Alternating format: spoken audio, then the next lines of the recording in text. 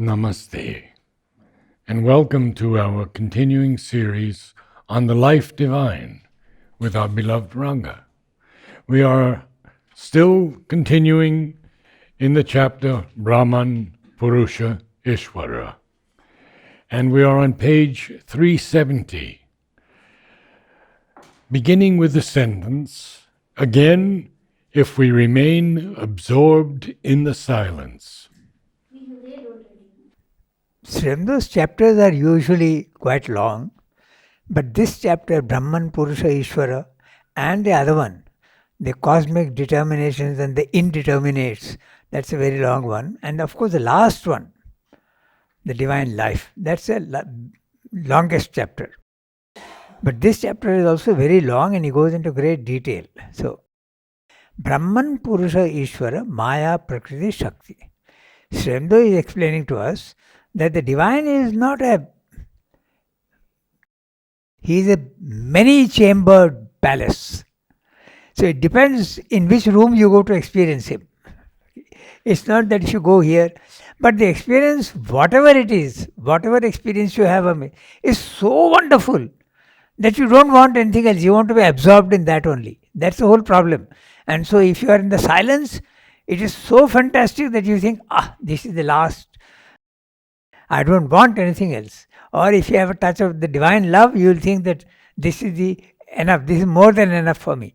So Sri Aurobindo is saying that the divine is infinite and depends where you, what part you experience, which aspect of him you experience, and according to that will be your outlook and your philosophy and your life. That's what he's saying. So Brahman, Purusha, Ishvara, Maya, Prakriti, Shakti. The highest level, the ultimate truth is Sat Chit Shakti Ananda. So Chit Shakti are usually not separated. This is Sat Chit Ananda because consciousness is always contains power, Shakti, and the Shakti also is conscious at the highest level. But if we apply the principle of the one becoming the many, they split up.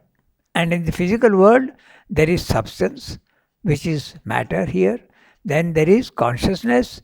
There is also force we see. We see force here. We don't see consciousness in non-living things. We don't see consciousness. But it is there, hiding behind the form. And finally, you have Ananda. And in we maybe we see more of suffering than Ananda here. I don't know about that because I used to ask the children, which one do you think is more common in the world? Is there more suffering or is there more pleasure or delight? Not Ananda, but pleasure at least.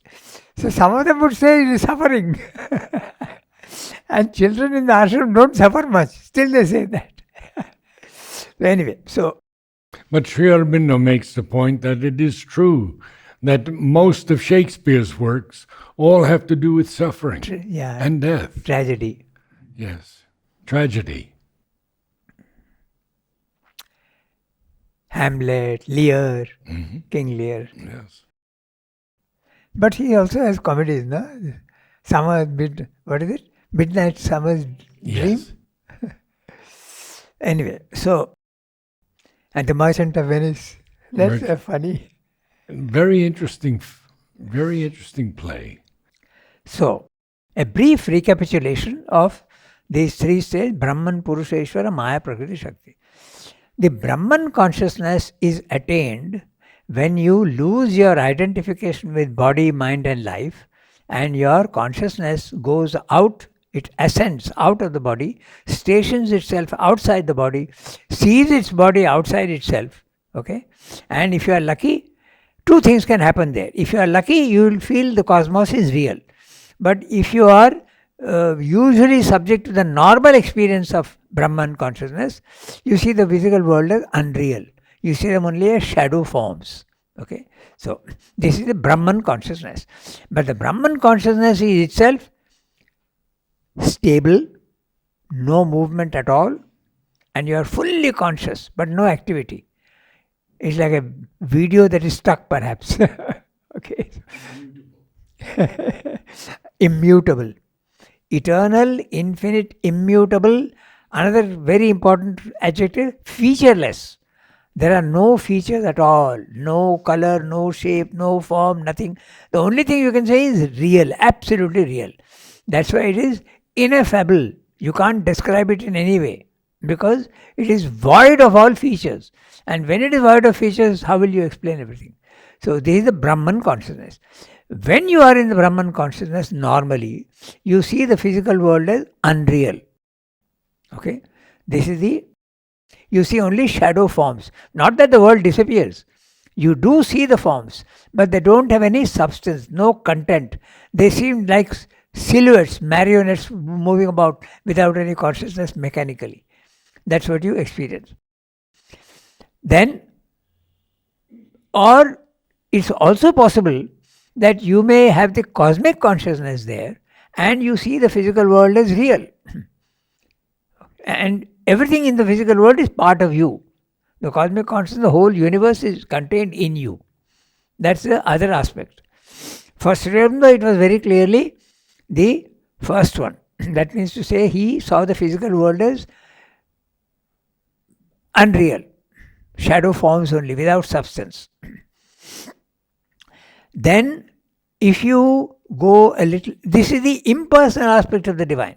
There is nobody there, nobody at all, and you feel that it's a vast, impersonal. You may experience peace, you may experience freedom, you may experience infinity. Not necessarily any ananda or power. You may not experience these two. Sri Aurobindo didn't experience even emotion. No emotion at all. Everything, all the activity is down there in the body, mind, life, and you're just watching. You're seated. Seated on the mountain top and looking down into the valley, all the action is there in the valley. The Gita's expression is seated on the Kutastha. You are sitting at the top of the mountain. So that is one experience. And that's the impersonal aspect of the divine. But you may experience that the Purusha aspect of the divine. The personal aspect, you feel that there is someone, a conscious being, who is creating the world through his force. Okay, but there is a separation.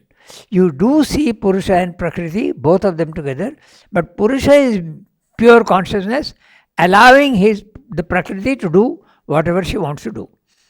But at that level, it is mechanical, unconscious. Prakriti is mechanical, unconscious when Purusha is conscious. Prakriti would be nature? Yes, that's right. Nature, the rivers flowing, the wind blowing, the storms coming, the sea, the tides coming in, all unconscious and mechanical, following the laws of physics or chemistry or whatever you want, or astronomy. Mechanical, everything. Then, but that's another aspect. But if you go to the highest level, in the supermind, or they use different words, it could be Ishvara, it could be Purushottama, it could be, Sri Aurobindo used the word Ishvara, he also used the word Supreme Person, he also uses the word. There's a personality of God who is also impersonal, both.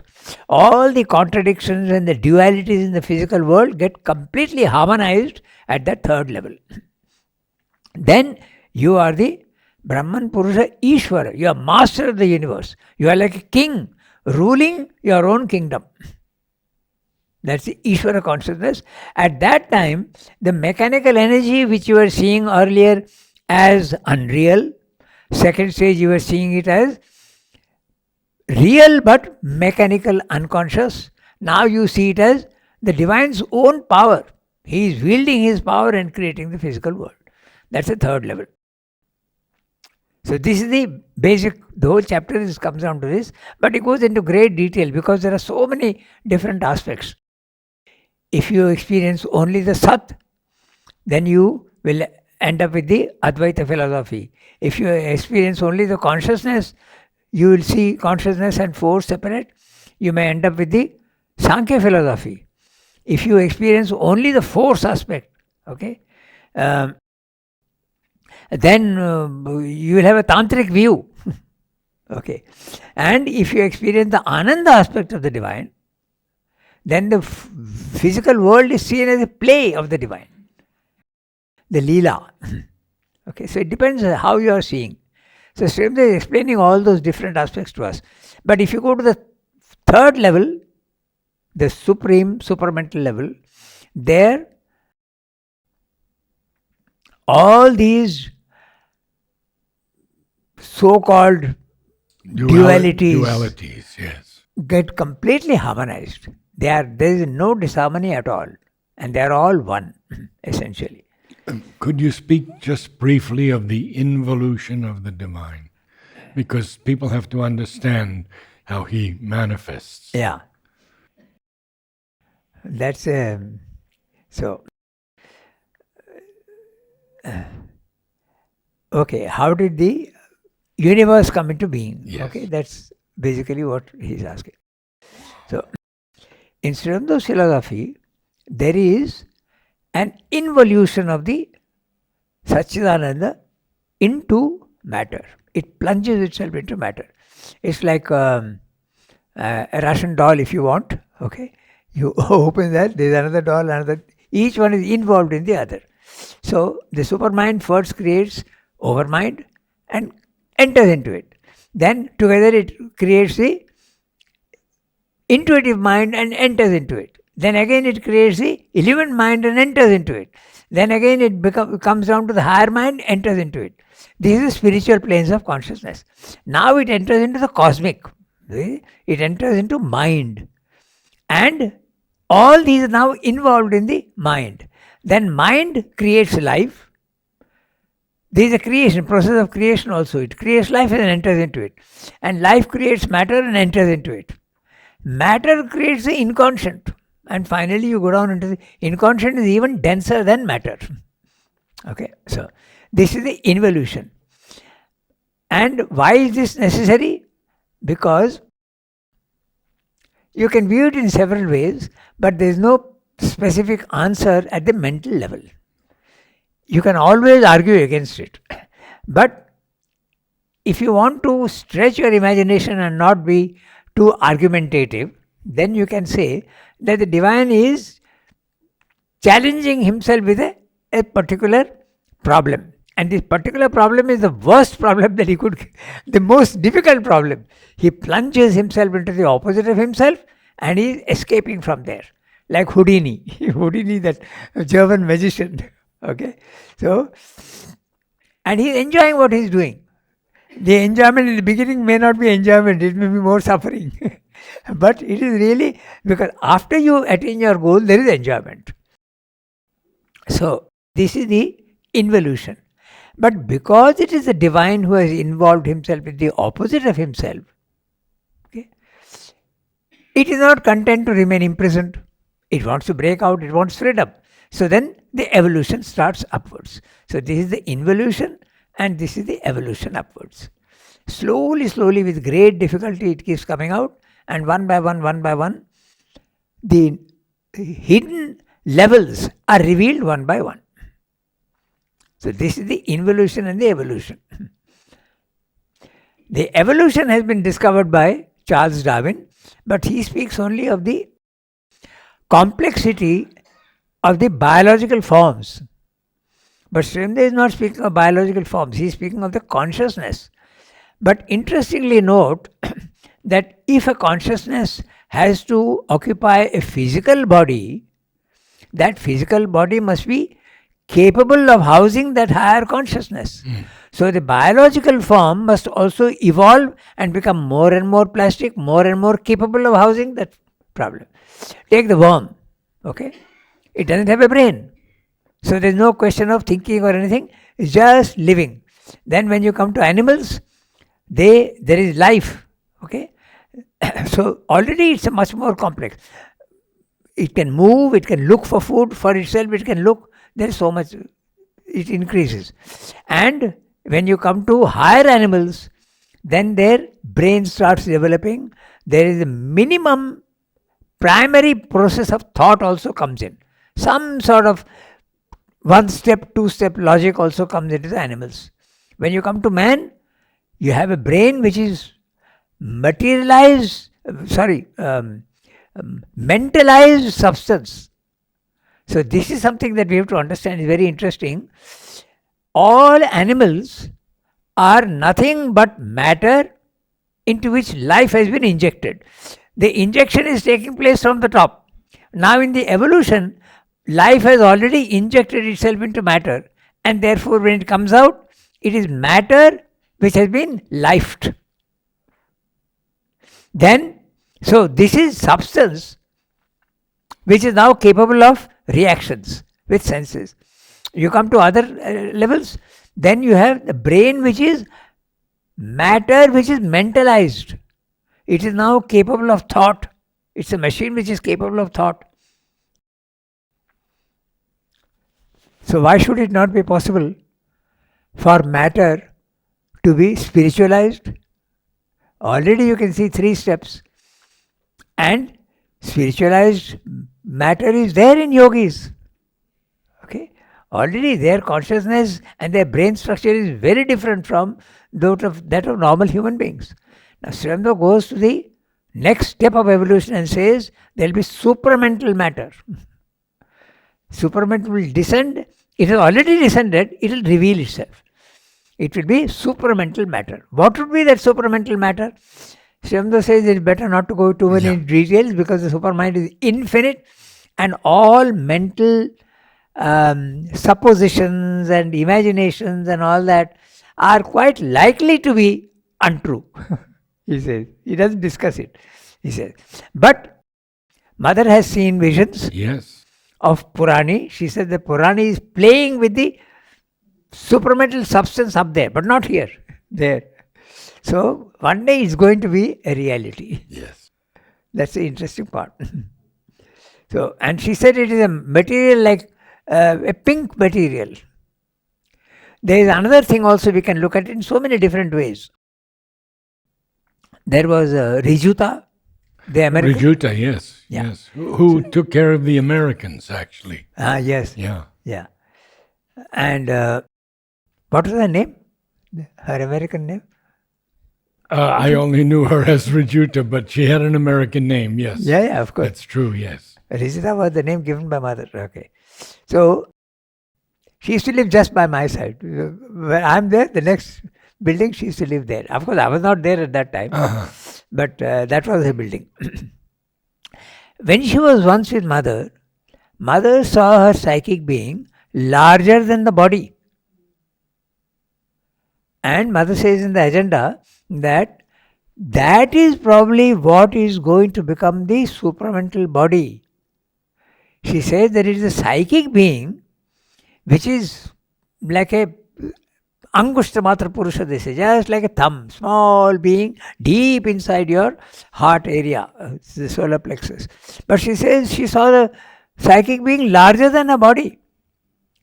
And she says that I had the intuition that psychic being is going to materialize and become this supramental substance. So it's a very, there's so many different ways of looking at it. So, and mother also was, she said that it could be 300 years or it could be 1,000 years, I can't say. But she did say she was working on her new body. Oh, yes. That was the work she was engaged in. Yes. And that also we might as well, the work that she was doing. A yogi manages to silence his mind. A greater yogi will even silence his vital. Okay. Some people, their head will be up to this level, will be illumined. There will be knowledge. But the vital may not be transformed yet. But the others, even the vital can get transformed. In Sri Aurobindo case, the body transformation was not there, but tremendous changes in his body were there. His color became absolutely different. The shape of his toenails started changing. A lot of details he has given. His hair used to be always never dry. It used to be always as though he had put oil. And in prison they asked him, from where are you getting this oil? He says, I am not using any oil at all. It's just there. So these type of changes do occur in the body. But mother was working to actually transform her physical body into the supramental body. But that's something so difficult.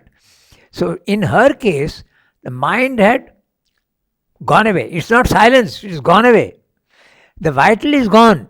So now she is left only with her body and the consciousness above. Consciousness full, but the body is mechanical, and the consciousness is entering into her body, entering into each cell and working there at that material level in the cell to make it full of light. This was the work that she was engaged in. And there are, you could say, theories which they draw from the agenda records that she had worked and succeeded right up to the subtle physical level. So now it's only a question of that. And Sri Aurobindo uses this word in the supramental manifestation. He says the supramental body could precipitate into the physical. So if she has done that up to the subtle physical, then it's just a question of one step more for materializing. So that was the work that she was doing. It's unbelievable. Now there's another difficulty which she was working on. We know that in evolution, even human beings, in that 9 months of the gestation period, the fetus undergoes each phase of the evolution. It's a rapid condensation in 9 months of the... and that means it is carrying all the problems of the past. In other words, that cell is starting from inconscience.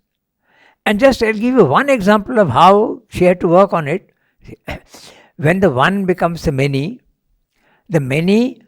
are diverse and dualities, opposites. There are opposites. Okay, there can be gentleness, there can be cruelty, there can be black, white, all the dualities exist here. So naturally a clash is more than possible. So if clash is there, how does nature give you protection? Each individual. It protects by giving you fear. Fear is a protection. Because if you don't fear, I'm talking at the cellular level, if you don't feel that fear, you will happily get absorbed by the other force. So this is it's like a little child putting his hand into fire. Now he has learnt, there is fear is generated now. But at that level, the fear comes in. So she was working to remove that fear which is ages ago it was built in nature. That was the work she was doing. Can you imagine the fantastic work that she was doing? And the result of her work was not revealed to her. Just like the Gita says, you have a right to action, but never to the result. It never is revealed to her. She says, I am not being told what will happen. I have just to do the work. So that was the work that she was doing. Narad wanted a little explanation of the involution and the evolution. So we went into the evolution also a little bit. Wonderful exposition. Thank you, Ranga. So now we come back to Brahman, Purusha, Ishvara. Okay. So the Brahman is the impersonal aspect of the divine, immutable, featureless, static, and your consciousness has become the Brahman consciousness. It is a witness consciousness. It looks on all the movement in the physical world without any reaction. Absolute calm, peaceful, and impersonal. Then you go to the Purusha aspect, you experience the physical world's movements as Prakriti, mechanical energy. You go to the third level and you experience the entire thing, all the harmony of all the states. They become very, very harmonized, and each one has its truth, but partial truths. At the highest level, total truth. Is there something beyond the supermind? Of course there is. But in fact, all the Indian scriptures, they speak about the fourth state. The fourth state where you may experience it, but you will not be able to come back to say what it is. The consciousness gets merge there, you can't come back.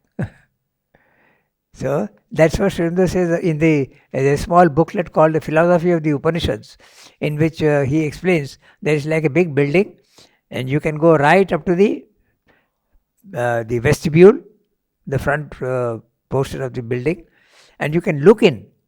But if you want to enter the building, no more coming out. Maybe in future it may be possible, because the evolution is going upwards, one by one, one by one. So maybe it will be possible in the future, but until now, no one has experienced it. Would this be similar to moksha? No, moksha is much, much earlier. Is Moksha is at the higher mind level. Brahman consciousness is moksha. So if one attains liberation, Yeah. You are at the higher mind level, just above the mind. That's all. That's all. You have lost your identification with body-mind life. It's a very primary experience for yogis in the spiritual field. That's all. You have lost your identification with body-mind life. You realize that you are pure consciousness. You are not your eyes, you are not your body, you are not your vitals, you are not your mind. They are only instruments given to you for working in the physical world and gathering experience. So the great ones like Ramakrishna, where were they when they left? Sri Aurobindo speaks of Ramakrishna, he says up to the intuition level. Oh. He says all the images that he gives, he talks is all from the intuition plane. He doesn't say that he has not gone beyond. He doesn't say that. But he says most of his images that he gives and explanations are from the intuitive plane of consciousness.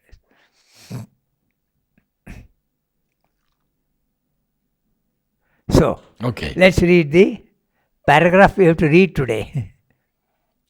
So, he is explaining one by one all these things. So now he says, again, if we remain absorbed in the silence, the creative consciousness and her works disappear into the silence. We have to identify each word and relate to the experience he is talking about. Again, if we remain absorbed in the silence, escape. It's not silence of noise, it's silence of activity, silence of existence. Okay, so that's a Brahman consciousness, very obviously. So if you go to the Brahman consciousness, the creative consciousness, which is the creative consciousness? Shakti. Shakti. That's a creative consciousness. And that and her works disappear into the silence. The world becomes unreal. There is no, all the activity that you see in the physical world is only superficial silhouette marionettes. What is it called? Puppet forms. Okay, so that's what you see. Then he says, nature and her creation for us cease to exist or be real. Now he is using the word or be real. Okay, so you may say that it has vanished completely, because if you are absorbed in, so if they are using the word absorbed in the silence, so you are not even conscious of the physical world. You are completely plunged into the silence. That's the only reality for you. Or if you are seeing the physical world also, because there are so many grades in all these experiences, then the physical world is, you can see forms, but they are not real. Both the things he is mentioning. Okay, so either the world disappears or it is unreal. On the other hand, if we look exclusively at the being in its aspect of sole existent person and ruler, the power or Shakti by which it does all things disappears into his uniqueness and becomes an attribute of his cosmic personality. So, which is this thing that he's talking about? On the other hand, if we look exclusively at the being, conscious being, in its aspect of the sole existent person and ruler, he's talking of the Ishvara. So when you experience the Ishvara, the power or Shakti by which he does all things disappears into his uniqueness or becomes an attribute of his cosmic personality. It is his own power that is creating the physical world. That's what he's saying. It's not something different. In the Purusha Prakriti consciousness, they are separate. But in the Ishvara consciousness, it's his own power he is creating, and he is like a king. So they're using the word person and ruler, like a king. So he is like a king ruling his kingdom. Only you see him, and the power is just an attribute of his. In Savitri, there's that beautiful line where he speaks of the Purusha holding on his chest Prakriti, the creative force. See, we are only talking in mental terms and trying to interpret what he's saying. The real thing is to experience it, which is quite different altogether. Still, even mental knowledge does help in visualizing. It does help. So, on the other hand, if you look exclusively, okay, you are seeing only the experience of the God. Now you can use the word God. He is a person who is ruling his kingdom.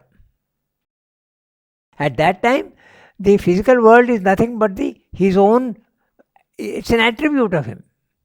Now there are qualities. In the Brahman consciousness, there are no qualities, no features. Now they are all his own features. Okay, that's what is meaning by aspect of his soul personality, which he does, by which he does all things, disappears into his uniqueness, or becomes an attribute of his cosmic personality. Everything else that exists are only his aspects. An attribute. Yes, attribute, that's right. He's using the word attribute, which means the features. So, absolute attribute of his cosmic personality. The absolute monarchy of the one being becomes our perception of the universe. You experience God as a king. He is a king ruling his kingdom. Okay. Both these experiences create many difficulties for the mind due to its non-perception of the reality of the self-power, whether in quiescence or in action. Okay, quiescence is the Brahman consciousness, and action is either in the physical world, or there you are seeing the action but you are interpreting differently. So, or to a too exclusively negative experience of the self, or to the too anthropomorphic character, our conceptions attached to the Supreme Being as ruler. So if you think of God as a king, then you are using the principle of anthropomorphism. We have discussed that last time also. That is attribution of human qualities to that which is either beyond humanity or below humanity, yes, also. Yes. Okay, because when you give human qualities to animals, as in Aesop's fables and Panchatantra, okay, or even cartoons, we have Tom and Jerry cartoons. Tom and Jerry, yes. That's anthropomorphic. Either that, or he is talking of the anthropomorphic character of our conceptions attached to the Supreme Being as ruler. It is evident that we are looking at an infinite of which the self-power is capable of many movements, all of them valid. So that's what he's saying. This self-power can be power of the divine, it can be mechanical force, it can even seem to be unreal. That's what he's saying. They are all possible. All of them valid. At each level, it is valid for you. Okay? But they are partial. If we look again more largely and take account of both the impersonal and the personal truth of things as one truth, if in that light, the light of personality in impersonality, we see the biune aspect of self and self-power, then in the person aspect, a dual person emerges, Ishvara Shakti. So, if you are seeing only the Ishvara, the Shakti and all that is only attributes. But if you are seeing the impersonal and the personal, you have the experience of the Ardhanarishwara, half man, half woman. Both are equal to each other. You can't say that consciousness is superior to force or force is superior to consciousness. They are one. That's the icon that we have in our temples. Consciousness and force. Chit Shakti. So that also is, you can experience that also. In fact, it is also possible to experience only the force aspect. Then you see the force as a goddess, as the divine mother. That also is possible. In fact, Sri Aurobindo has written that whole book, a small booklet, The Mother, where he says that she is the mediatrix between the Supreme Spirit and matter. She is the one who does all the work. Even in the Advaita philosophy also, you have many texts which speak only of the divine mother aspect, who will deliver you from all your problems. So that's what he is talking about. So it is evident that we are looking at an infinite of which self-power is capable of many movements, all of them valid. We spoke of three movements. One, the power of the divine. The other, mechanical force, unconscious mechanical force, or even unreality. They are just shadow forms. And it's interesting if you think about it, because ultimately, even science is saying what? Matter is nothing but energy. It's not so physical as you think it to be. So, and the nucleus and the electrons around it going on, the distance is so great that if you blow it up at our level, it becomes a vast, like the earth and the sun maybe, or the moon, mostly empty. In Savitri, you have many, many places, we'll be reading Savitri, where he describes this, that he is wielding his magic and creating forms out of nothing. So that's you can see it in that way also. So this is what Sri Aurobindo is saying. Capable of many movements, all of them valid. Okay. If we look again more largely and take account of both the impersonal and the personal truth of things as one truth, if in that light, the light of personality in impersonality, we see the biune aspect of self and self-power. Self is consciousness, self-power is Chit Shakti. Then in the person aspect, a dual person appears. So only also in the person aspect means the person aspect of the divine. It becomes half father and mother. Okay? So it becomes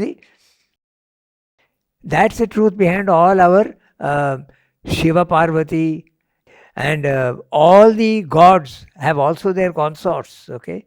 So this is the truth. That the two aspects, consciousness and force, you see both are equal to each other. So when he says Ishvara Shakti, yes, there it is. Ishvara Shakti is that.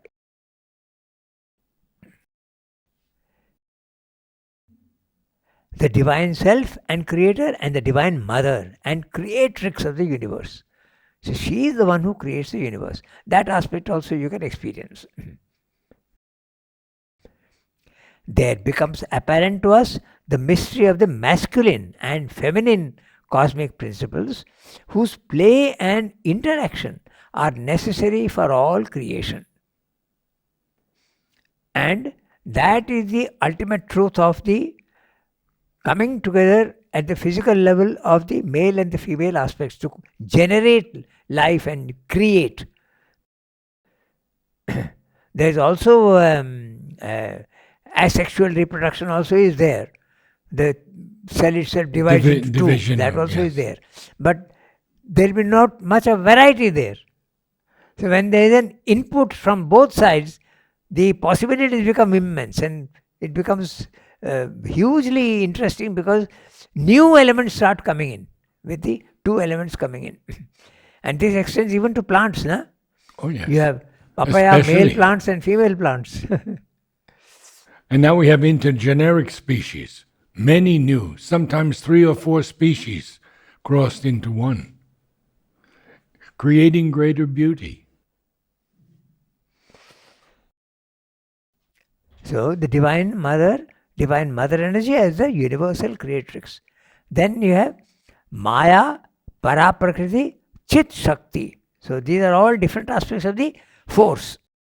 Manifest the cosmic self and Ishvara and her own self power as a dual principle. It is through her that the being, the self, the Ishvara acts, and he does nothing except by her. He sits silently. So earlier we have been told that the consciousness is allowing Shakti to do whatever she wants. Now he is saying that he is doing everything only through her. Look at the words he is using. Acts and he does nothing except by her. So they are equal to each other. Though his will is implicit in her, it is she who works out all the supreme consciousness force, who holds all souls and beings within her and as executive nature. So, Satchidananda creates the universe, and the universe is nature, and nature is usually seen as feminine. So, she is the Divine Mother, and she creates all the forms and enters into each form also and is there. Who holds all souls and beings within her and as executive nature. All exists and acts according to nature. All is the consciousness force manifesting and playing with the being in millions of forms and movements into which he casts his existence. So, Purusha and Prakriti are playing with each other. In Savitri, he says that they are exchanging looks. I'm not using the exact words, but the whole creation is nothing but the exchange of looks between Purusha and Prakriti. Book 1, Canto 4. The secret knowledge. Yeah. Yeah. So, if we draw back from her workings, then all can fall into quiescence and we can enter into the silence as the Brahman consciousness, because she consents to cease from her dynamic activity. So what seemed to be unconscious energy, now you see it in a different way. She is allowing you. I allow you to escape from me. The body-mind life is saying, you can go out of me. It's with her permission that he is allowing the consciousness to go. So many different aspects you can experience. That's what he's saying. But it is in her quiescence to silence that we are quiescent and cease. That last sentence is interesting. He's saying, but it is in her quiescence and silence that we are quiescent and cease. We are the individual human beings who are experiencing this. And it is nature who is allowing you to go out of her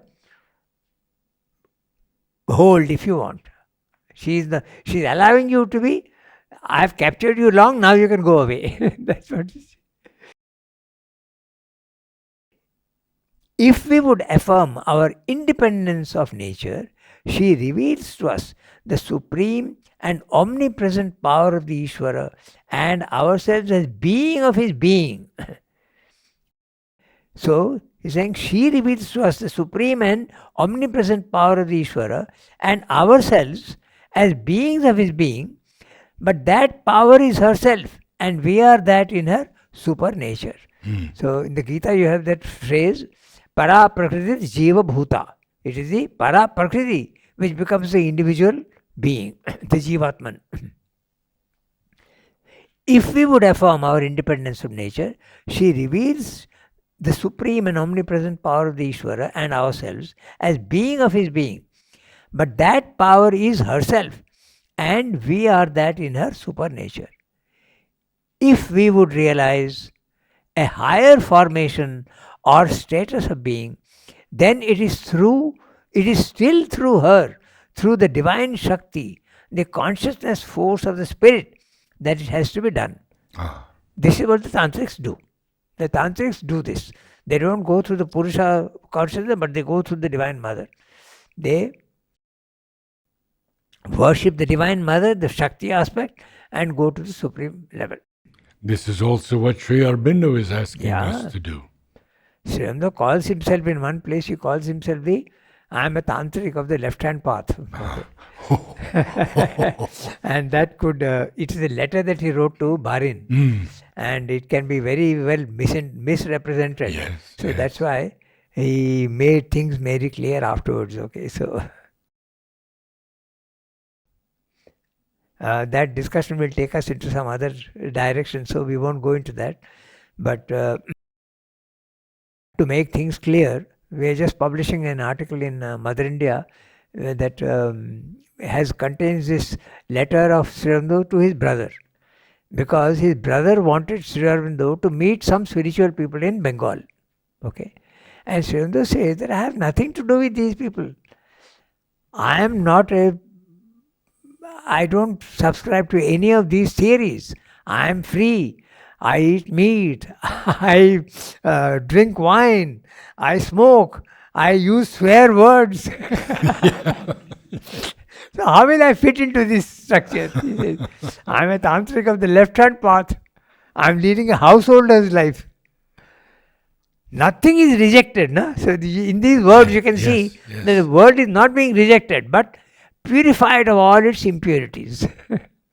You live in the physical world, but enjoy everything with the absolute purity of the spirit. So, many questions come up with this attitude, but that will take us into another direction altogether. So we can. For it is towards or into the supreme nature that our ascension has to take place, ascension has to take place, and it can only be done by the supramental Shakti taking up our mentality and transforming it into her supramentality. Thus, we see that there is no contradiction or incompatibility between these three aspects of existence. The three aspects: Brahman, Purusha, Ishvara, Maya, Prakriti, Shakti. By the way, this sentence is very interesting because Mother says that if you want to attain to the supermind, you have to stop thinking Sri Aurobindo and Mother are different. That's what he's saying here. Yes. See carefully the sentence. He says, if you can see us as one, then only you are a fit candidate for the supermind. Yes. He says that very clearly. Without him, I exist not. Yes. Without me, he is unmanifest. For it is towards or into the supreme nature that our ascension has to take place, and it can only be done. He is using the word only. Yes. By the supramental Shakti. Note that. Who is the supramental Shakti? The Divine Mother. Taking up our mentality and transforming it into her supramentality. Thus we see that there is no contradiction or incompatibility between these three aspects of existence, or between them in their eternal status and the three modes of its dynamics working in the universe. One being, one reality as self bases, supports, informs as Purusha or conscious being experiences, as Ishvara wills, governs and possesses its world of manifestation, created and kept in motion and action by his own conscious force or self-power, Maya, Prakriti, Shakti.